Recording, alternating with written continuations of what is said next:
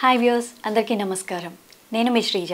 Present NAREDCO Telangana president Vijayasai గారు మనతో ఉన్నారు. ఆయనతో మాట్లాడదాం. Hello sir. Hello sir, central government and Telangana government budget release చేసింది కదా, సో దీనివల్ల రియల్ ఎస్టేట్ రంగం మీద ఎలాంటి ప్రభావితం చూపిస్తుందో కొంచెం బ్రీఫ్గా ఎక్స్ప్లెయిన్ చేస్తారా? ఓకే, మనందరం ఎంతో ఆసక్తిగా ఎదురు చూస్తున్న బడ్జెట్, కేంద్ర ప్రభుత్వం బడ్జెట్, తెలంగాణ ప్రభుత్వం బడ్జెట్ రెండు రిలీజ్ అయిపోయినాయి. అంటే ఏమేమి బెనిఫిట్స్ ఉన్నాయి ఏంటనేది ఇప్పటికి అందరికీ కొంత అవగాహన వచ్చి ఉంటుంది.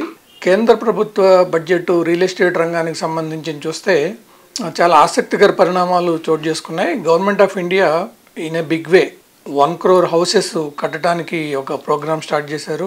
అట్లాగే చాలా చోట్ల ఈ ఇండస్ట్రియల్ ఏరియాస్ ఉన్న చోట వర్కర్స్కి అసలు అకామిడేషన్ అనేది ఉండదు.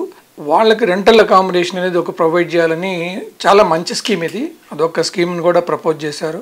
అది కాకుండా చాలా స్టేట్స్లో, మన ఆంధ్ర తెలంగాణ ప్రాంతంలో కొత్త ఇండస్ట్రియల్ కారిడార్స్ ఒకటి ప్రపోజ్ చేస్తున్నారు. ఎక్కడైతే ఇండస్ట్రియల్ కారిడార్స్ డెవలప్ అవుతాయో అక్కడ రెసిడెన్షియల్ డెవలప్మెంట్ కూడా మంచి అవకాశం ఉంటుంది. కేంద్ర ప్రభుత్వం ప్రవేశపెట్టిన దాంట్లో ఒక బిగ్ చేంజ్ ఏంటంటే క్యాపిటల్ గెయిన్ ట్యాక్స్లో కొన్ని మార్పులు చేశారు. క్యాపిటల్ గెయిన్స్లో మనకి long term capital gains, short term capital gains అని ఒక రెండు ఉంటాయి. So short term capital gains ఏమో 1 yearకి రిస్ట్రిక్ట్ చేశారు. 1 year లోపు కొనుగోలు అమ్మకాలు జరిగినప్పుడు ప్రాఫిట్ మీద ట్యాక్స్ ఎంత ఉంటుంది అనేది షార్ట్ టర్మ్ క్యాపిటల్ గెయిన్స్ కింద వస్తుంది.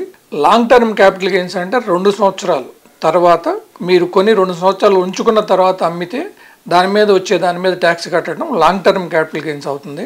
దాంట్లో చేసిన మార్పు ఏంటంటే షార్ట్ టర్మ్ క్యాపిటల్ గెయిన్స్లో ఏమీ చేంజ్ చేయలేదు.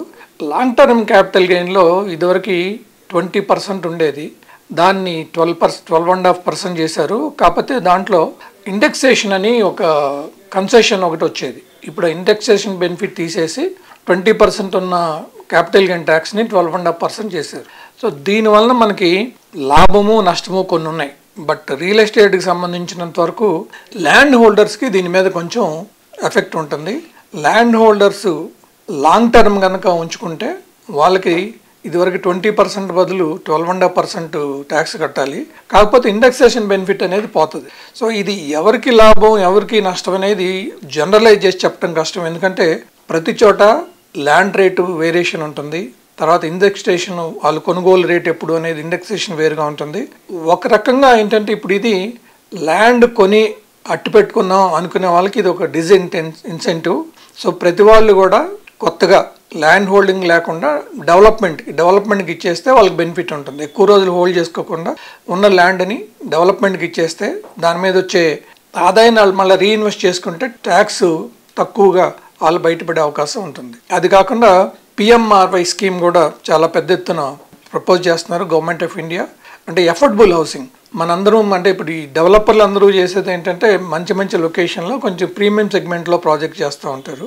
ఎఫర్డబుల్ హౌసింగ్ అనేది ప్రైవేట్ డెవలపర్స్ చేయలేరు. ఎందుకంటే ల్యాండ్ కాస్ట్ కాంపోనెంట్ ఎక్కువ కాబట్టి అది కేంద్ర ప్రభుత్వం కానీ రాష్ట్ర ప్రభుత్వం కానీ టేకప్ చేస్తేనే ఈ ఎఫర్డబుల్ హౌసింగ్ అనేది వైబిలిటీ ఉంటుంది. ఎఫర్డబుల్ హౌసింగ్ కూడా కేంద్ర ప్రభుత్వం పెద్ద ఎత్తులో టేకప్ చేయబోతుంది. ఇక తెలంగాణ రాష్ట్రం బడ్జెట్ విషయానికి వస్తే మనకి తెలంగాణ రాష్ట్రంలో ఎన్నడూ లేని విధంగా హైదరాబాద్కి దాదాపు 10,000 కోట్లు ప్రభుత్వం అలాట్ చేసింది. సో ఈ 10,000 కోట్లు మేజర్గా వాళ్ళు they are going to spend on triple R project another big milestone in Telangana. మనకి ఇదివరకు ORR చాలా పెద్దది అనుకున్నాం, దానికి 3 times పెద్ద డిస్టెన్స్లో త్రిబుల్ ఆర్ వస్తుంది. త్రిబుల్ ఆర్కి తర్వాత మెట్రో రైల్ కనెక్టివిటీ, మనకు చాలా ప్రాంతాలకి మెట్రో రైల్ కనెక్టివిటీ లేదు. మెట్రో రైల్ కనెక్టివిటీ కూడా లాస్ట్ మైల్ కనెక్టివ్ అంటారు. అంటే మనకి ఇప్పుడు గచ్చిబౌలి వరకు మెట్రో రైలు వస్తుంది అనుకుంటే ఇప్పుడు దాన్ని కోకాపేట దాకా ఎక్స్టెండ్ చేస్తున్నారు. ఇదంతా కూడా చాలా మంచి పరిణామం. సో రాబోయే రోజుల్లో మనకి రియల్ ఎస్టేట్ రంగానికి అభివృద్ధికి చాలా ఆస్కారం ఉంది. తెలంగాణలో కేంద్ర ప్రభుత్వం ప్రవేశపెట్టిన కొత్త స్కీముల వలన కూడా రియల్ ఎస్టేట్ రంగానికి మంచి అవకాశం, అభివృద్ధి ఉంటుంది. ఈ క్యాపిటల్ గెయిన్స్ తగ్గటం వల్ల ల్యాండ్ రేట్స్ మాత్రం కొంచెం రాబోయే రోజుల్లో కరెక్షన్ తగ్గే అవకాశం ఉంటుంది. దానివల్ల డెవలప్మెంట్ అనేది ఎక్కువగా ఉంటుంది. డెవలపర్లకు పెద్ద ఇబ్బంది ఉండకపోవచ్చు.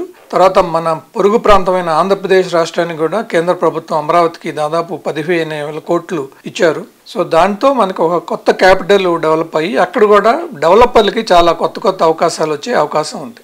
Thank you sir. Thank you so much.